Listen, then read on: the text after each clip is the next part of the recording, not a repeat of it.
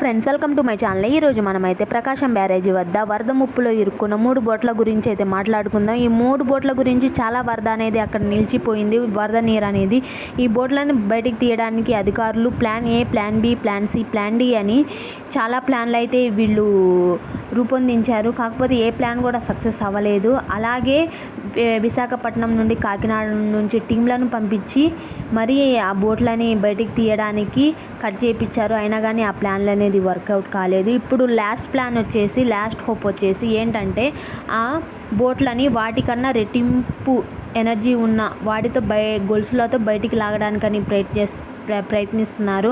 అది 3 బోట్లైనా కావచ్చు, 4 బోట్లైనా కావచ్చు. ఇలా 4 బోట్లను తీసుకెళ్ళి ఒకేసారి వాటిని గొలుసులతో కట్టేసి తీవ్ర వేగంతో బయటికి లాగడానికైతే వీళ్ళు ప్రయత్నిస్తున్నారు. ఈ బోట్లను విఐపి ఘాట్ దగ్గరికి తీసుకెళ్ళాలనేది వీళ్ళ ఆలోచన. Thanks for your watching. వీలైతే సబ్స్క్రైబ్ చేయండి, లైక్ చేయండి, కామెంట్ చేయండి.